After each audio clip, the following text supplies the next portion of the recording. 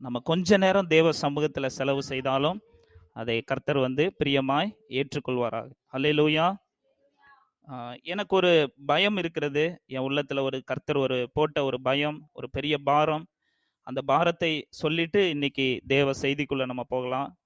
பாருங்க, அப்போஸ்தலர் 13ஆம் அதிகாரம் 27ஆம் வசனம். அப்போஸ்தலர்ல 13ஆம் அதிகாரம் 27ஆம் வசனம்.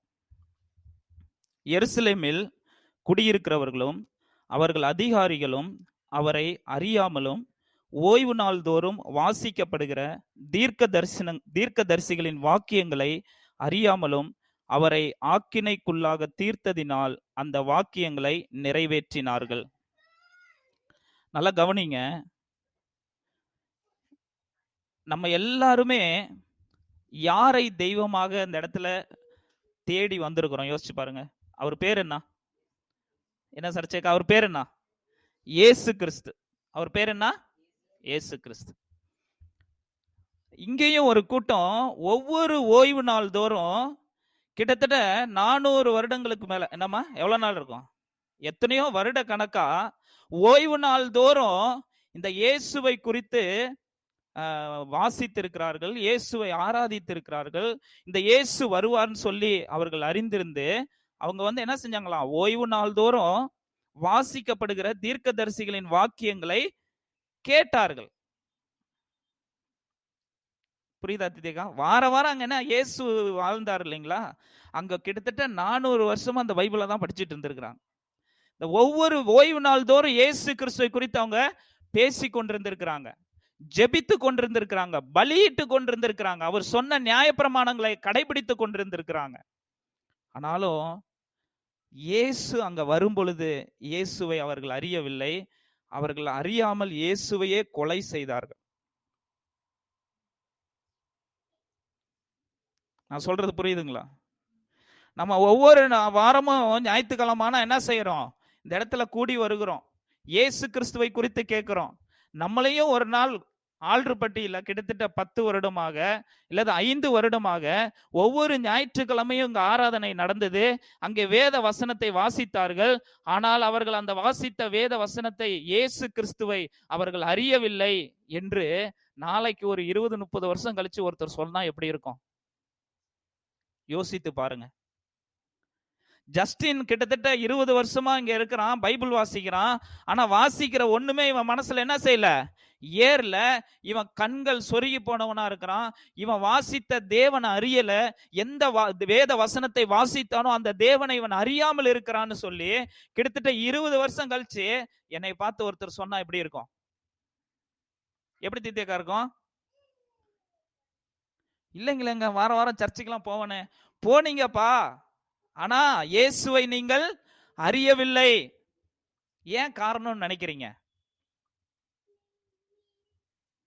அவங்களுக்குள்ள தேவனை தேடணுங்கிற ஒரு வாஞ்ச, ஒரு இருதயம் திறக்கிற காரியம் இல்ல. இருதயம் பூட்டப்பட்டவர்களா அந்த இடத்துல என்ன செஞ்சிருக்கிறாங்க?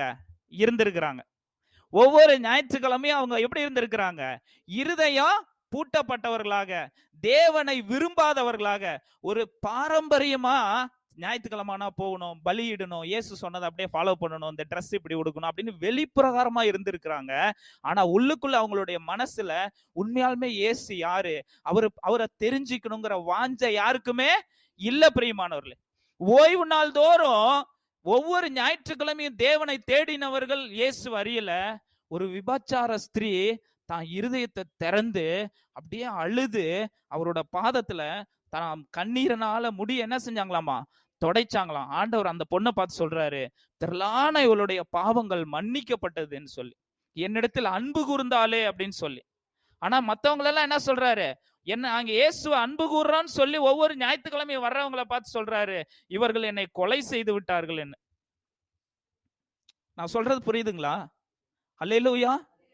அப்ப நம்ம ஒவ்வொரு நாளும் தேவனை தேடும் பொழுது நம்மளுடைய இருதயம் திறக்கப்பட்டிருக்கு. அன்னைக்கு நான் இயேசுவை நான் பார்க்க வந்திருக்கிறேன். நான் ஜஸ்டினை சந்திக்கிறதுக்காக வரல.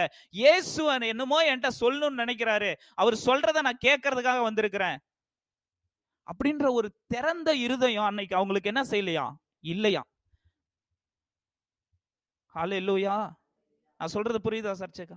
இன்னைக்கு நான் என் தேவனுடைய வசனத்தை கேட்டேன், அவர் என் இருதயத்தை திறந்தார், அவருடைய காரியத்தை நான் சந்திச்சேன், ஒரு சில காரியங்களை பெற்றுக்கொண்டேன் அப்படின்னு இந்த ஞாயிற்றுக்கிழமை ஒவ்வொரு ஞாயிற்றுக்கிழமையும் போக முடியுமா உங்களால? அல்லது இங்க பாருங்க, ஓய்வு நாள் தோறும் வாசிக்கப்படுகிற தீர்க்கதரிசிகளின் வாக்கியங்களை அறியாமல்,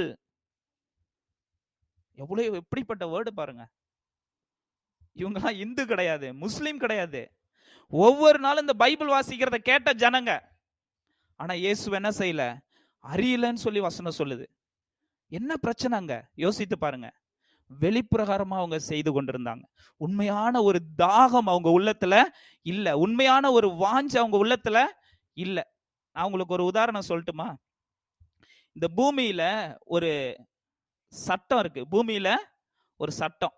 இப்ப நான் இது இப்படி போட்டா இப்படி கீழே விழுவுது. இது ஏன் கீழே விழுவுது? ஏன் சர்ச்சைக்கா கவனிங்க, இதை இப்படி போட்டா கீழே விழுவுது. ஏன் இது மேல போகாம கீழே விழுவுது? பூமியில ஒரு சட்டம் போட்டா கீழே தான் விழும். பூமிக்குன்னு ஆண்டவர் ஒரு சட்டத்தை வச்சிருக்கிறாரு. புரியுதுங்களா? அப்ப இந்த சட்டம் என்னன்னா, இப்படி இப்படி போட்டா கீழே தான் விழுவணும், மேல போக கூடாது. அப்படி இந்த பூமியை ஒரு சட்டத்தோட தேவன் என்ன செஞ்சிருக்கிறாரு? வச்சிருக்கிறார். அதை கண்டுபிடிச்சா அவன் புவியீர்ப்பு விசை அப்படின்னு சொல்லி சொல்றான். அதே மாதிரி இந்த பூமியில இன்னொரு சட்டம் இருக்குது. என்ன சட்டம்னா, அது தேவனே உருவாக்கி வச்சிருக்கிறார். அதுல ஒரு ஆவிக்குரிய காரியத்தை உங்களால பார்க்க முடியும். என்னன்னு கேட்டீங்கன்னா, இந்த பூமிக்கு அடியில ஒரு சில உயிர்கள் வாழுகிறதாம். இந்த பூமிக்குள்ளார, மண்ணுக்குள்ள. அது வெளியவே வராது. அது எங்கதான் இருக்கும்? பூமிக்குள்ளேயே தான் இருக்கும். அதுக்கு சில பெயர்கள்லாம் சொல்றாங்க. சில உயிரினங்கள் மண்ணுக்குள்ளேயே தான் வாழும். மண்ணுக்கு மேல ஒரு வாழ்க்கை இருக்குன்னு அதுக்கு என்ன செய்யாது? தெரியவே தெரியாது. மண்ணுக்குள்ளேயே வாழ்ந்து மண்ணையே தின்னுக்கிட்டு உள்ளேயே இருக்குமா அது. இப்ப என்ன இயற்கை அது செய்யுதுன்னா, இந்த மண்ணுக்குள்ளேயே இருக்கிற இந்த உயிர் என்ன பண்ணுது? மண்ணுக்குள்ளேயே வாழ்றதுனால இது மண்ணுக்குள்ள வெளிச்சம் இருக்கா, மண்ணுக்கு மேல வெளிச்சம் இருக்கா? மண்ணுக்கு மேல வெளிச்சம் இருக்கு. நல்லா கவனிங்க. இந்த மண்ணுக்குள்ள வெளிச்சம் கிடையாது.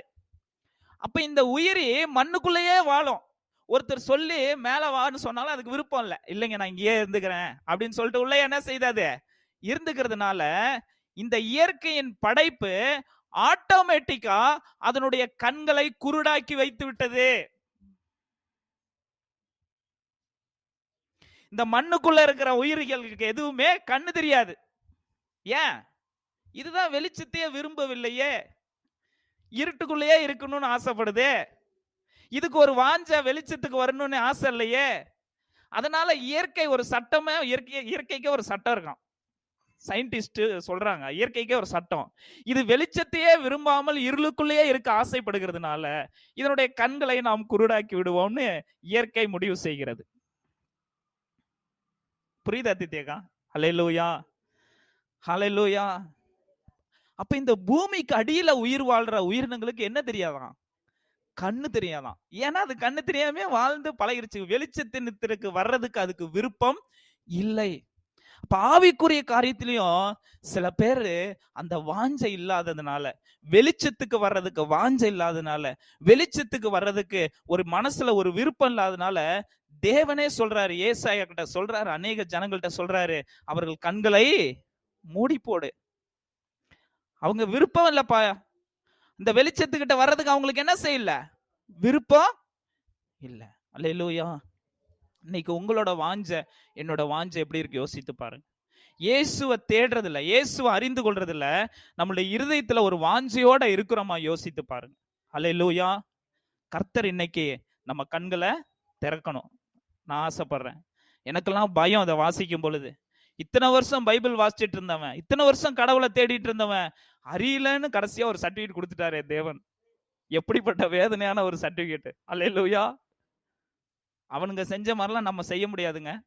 உபவாசம் டைம் இருக்கும், ஜெப நேரம்னு இருக்கும், பலியிடுகிற காரியம் இருக்கும், நியாயப்பிரமாணம் இருக்கும், எல்லாத்தையும் அக்யூரேட்டா கரெக்டா ஃபாலோ பண்றவங்க.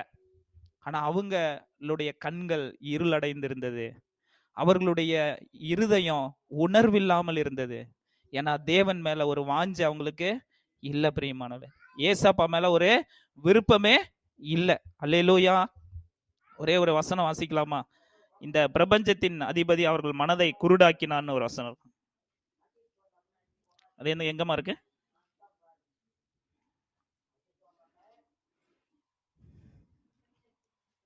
2 கொரிந்தியரா? இந்த பிரபஞ்சத்தின் 2 கொரிந்தியர் 3ஆம் அதிகாரம் 4.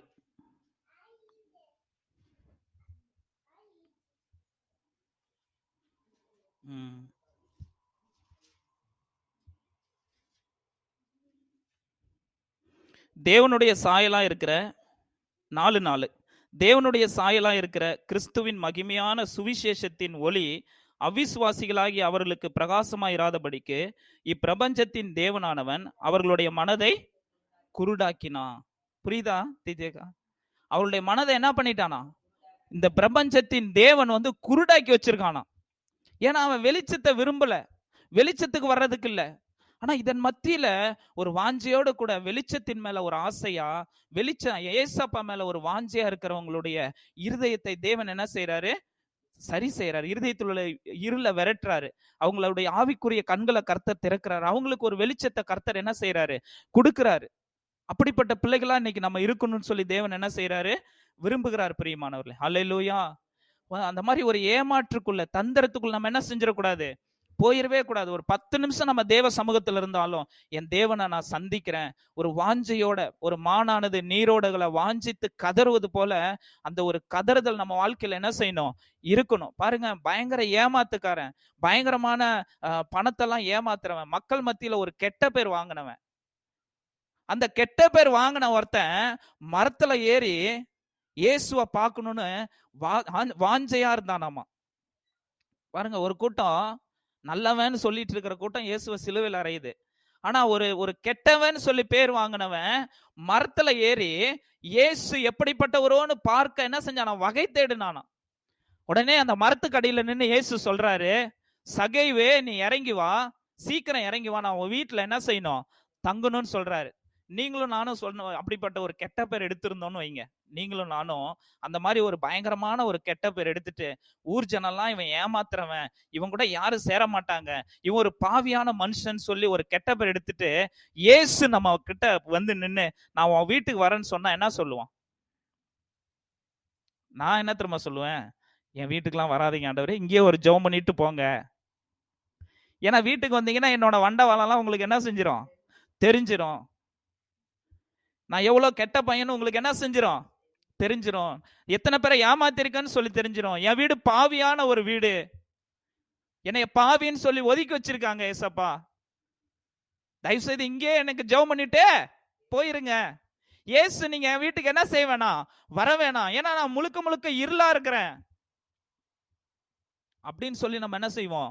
சொல்லியிருப்போம். இல்லைனா இன்னொன்று சொல்லியிருப்போம், நான் டேக்ஸ் கலெக்டர், சும்மா உங்களை பார்க்க தான் வந்தேன், எனக்கு இன்னைக்கு வேலை இருக்குதுங்க ஏசப்பா, எனக்கு டைம் ஆயிடுச்சு, நான் போய் ஆஃபீஸில் உட்காரணுன்ட்டு என்ன செஞ்சிருவோம்? தட்டி கழிச்சுட்டு ஓடி இருப்போம்.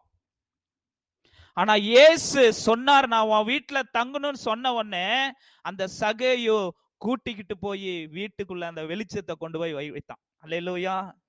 ஏசப்பா கூட்டிட்டு போனா, வாங்க ஏசப்பான்னு சொன்னான். வீட்டுக்குள்ள போன உடனே வெளிச்சம் இருட்டெல்லாம் கொஞ்சம் காட்டி கொடுக்குது. உடனே அவன் என்ன செய்யறான்? நான் யாருக்கிட்டையாவது ஏமாத்திருந்தா நான் கொடுக்குறேன்னு சொல்லி அந்த வெளிச்சத்துக்கு தன்னோட இருளை ஒப்பு கொடுக்குறான். பிரியமான, நான் உண்மைதான் பாவியான மனுஷன் தான் ஏசப்பா, நான் என்னை மாத்திக்கிறேன்னு சொல்லி சொல்றான். ஆனா இயேசு சொல்றாரு, இந்த வீட்டுக்கு ரட்சிப்பு வந்தது. அல்லேலூயா. அப்ப ஒரு திறந்த இருதயத்துல தேவனால என்ன செய்ய முடியும்? கிரியை செய்ய முடியும். ஆனா ஒரு மூடப்பட்ட இருதயத்துல தேவன் என்ன செய்ய முடியாது? இருக்க முடியாது, கிரியை செய்யவும் முடியாது. நான் சொல்றது புரியுதுங்களா? அப்ப நமக்குள்ள ஒரு வாஞ்சைய தேவன் உண்டு பண்ணுகிற வேலையில நம்ம இருதயத்தை என்ன செய்யணும்? கடினப்படுத்தக்கூடாது. ஆண்டவருடைய சத்தத்தை கேட்கிற வேலையில நம்ம இருதயத்தை கடினப்படுத்தக்கூடாது, இருதயத்தை மூடக்கூடாது. ஹல்லேலூயா. அதான் வசனம் சொல்லுது, நீங்க இருதயத்தை மூடுனா கண்கள் தானாக மூடப்படுமா. ஹல்லேலூயா. நம்ம இருதயத்தை திறந்தா கண்கள் தானாக என்ன செய்யப்படும்? திறக்கப்படும். ஹல்லேலூயா. அப்ப இருதயத்துல ரொம்ப முக்கியமா நம்ம தேவனை வாஞ்சிக்கிற ஒரு காரியம், தேவனை தேடுகிற ஒரு காரியம் நம்ம வாழ்க்கையில இருக்குதா? யோசித்து பாருங்க. இன்னையில இருந்து ஒருத்தரோ 2 பேரோ ஏசப்பாவை வார வாரம் நம்ம தேடுறோம்னா, உண்மையான இருதய வாஞ்சையோட நம்ம என்ன செய்யணும்? தேடணும் பிரியமானவர்கள். இருதயத்தில் ஒரு வாஞ்சையோட நம்ம தேடும் பொழுது கர்த்தர் நமக்கு என்ன செய்வாங்க? உதவி செய்வாங்க. அல்லேலூயா. கண்களை மூடி ஏசப்பாட்ட கேட்போம். இயேசுவே, இந்த நேரத்துல எங்களுடைய இருதயத்துல வாஞ்சியை உண்டு பண்ணுங்கப்பா. ஆண்டவரே, உண்மையா நாங்க உங்களை தேடணும். எங்களோட ஆவிக்குரிய கண்களை கர்த்தர் திறந்தரலும், எங்களுடைய செவியை நீர் திறந்தரலும். உடைய வெளிச்சத்தின் மேல ஒரு வாஞ்சையா இருக்கிறோம்ப்பா. எங்களிடத்துல இருக்கிற இருள் மாறட்டும் ஆண்டவரே. நாங்க இருளை நேசிக்கிறவர்களா இருக்கக்கூடாதாப்பா, வெளிச்சத்தை நேசிக்கிறவர்களாக இருக்கணும். இயேசுவை நேசிக்கிறவர்களாக இருக்கணும். இயேசுவை இன்னும் அறியணுங்கிற ஒரு வாஞ்சையோட நாங்க இருக்கணும் அப்படின்னு சொன்னீங்கன்னா, உண்மையாகவே அந்த ஒரு திறந்த இருதயத்தை இன்னைக்கு நீங்க தேவ சமூகத்துல காட்டுனீங்கன்னா, ஆண்டவர் நம்மளுடைய வாழ்க்கையில அந்த வெளிச்சத்தை கொண்டு வருவார் பிரியமானவர்களே. மகிமையான காரியங்களை செய்வார். பாருங்க, எவ்வளவு பெரிய இருள் இருந்தது, எவ்வளவு பெரிய பிரச்சனை இருந்தது, ஒரு கெட்ட பேர் எடுத்த ஒரு சம்பவம் இருந்தது. ஆனால் நான் உன் வீட்டுக்கு வரேன்னு சொன்ன உடனே, சகையிட்ட ஏசப்பா சொன்ன உடனே, சகை அதை தட்டி கழிக்கல. நான் எவ்வளவு கெட்ட பேர் இருந்தாலும் சரி, எவ்வளவு இருள் எனக்கு இருந்தாலும் சரி, இயேசுக்கு தெரிஞ்சாலும் சரி, நான் மாத்திக்கிறேன். நான் இயேசு எனக்கு தேவைன்னு சொல்லி அவன் வீட்டுக்கு கூட்டிட்டு போனான்னு சொல்லி வேதம் சொல்லுது. இந்த நேரத்துல நீர் எங்களுக்கு தேவை ஆண்டவரே. ஆண்டவரே, என் வீட்லயும் இருள் இருக்குதாப்பா, என் வீட்லயும் பிரச்சனை இருக்குதாப்பா, ஆனா நான் உங்களை விட மாட்டேன் ஆண்டவரே. என் இருதயம் உமக்கு நேரா திறந்திருக்குதாப்பா. இயேசுவே, நான் உங்களை நேசிக்கிறேன் ஆண்டவரே, நான் உங்களை விரும்புறேன் ஆண்டவரே. ஆண்டவரே, அந்த அத்தனை வருடங்களாக ஓய்வு நாள் தோறும் ஆண்டவரே வேதத்தை படித்தவர்கள், வேதத்தை கேட்டவர்கள், தீர்க்க தரிசன வசனங்களை கேட்டவர்கள் உம்மை கூட்டிட்டு போலையே ஆண்டவரே, உம்மை ஏற்றுக்கொள்ளலை ஆண்டவரே. ஆண்டவரே, ஒவ்வொரு நாளும் உம்முடைய கட்டளைகளின்படி நடக்கிற அந்த வெளிப்பிரகாரமா நடந்தவர்கள் உம்மை ஏற்றுக்கொள்ளல, உம்மை அறியவில்லையே தகப்பனே. ஏனென்றால் அவருடைய இருதயம் கடினமா இருந்தது. அவருடைய இருதயம் மூடப்பட்டிருந்ததுனால அவர்கள் கண்களும் மூடப்பட வேண்டியதாயிற்று தகப்பனே. இந்த நாளிலும் ஆண்டவரே, நாங்கள் உம்மை நேசிக்கிறோம். எங்களுடைய இருதயத்தை கர்த்தர் திறந்தருளும் ஆண்டவரே. எங்க கண்களை திறந்தருளும் ஆண்டவரே. புதிய இருதயத்தை தாரும் ஆண்டவரே. உலகத்தோடு ஒத்த வேஷம் தரிக்காமல் இயேசுவே, நாங்கள் பிரித்தெடுக்கப்பட்டவர்களாக, வெளிச்சத்தின் பிள்ளைகளாக, வெளிச்சத்தை நேசிக்கிறவர்களாக எங்களை மாற்றுங்கப்பா. மாற்றுங்க ஆண்டவரே, மாற்றுங்க ஆண்டவரே. எங்களுக்குள்ள ஒரு வெளிச்சம் உண்டாகட்டும் ஆண்டவரே. இயேசுவின் நாமத்தினால் ஒரு ஆவிக்குரிய காரியம் பிறக்கட்டும் ஆண்டவரே. ஆண்டவரே, உம்முடைய கரத்துல ஒப்பு கொடுத்து ஜெபிக்கிறோம். இயேசுவின் நாமத்தில் பிதாவே. ஆமென், ஆமென், ஆமென்.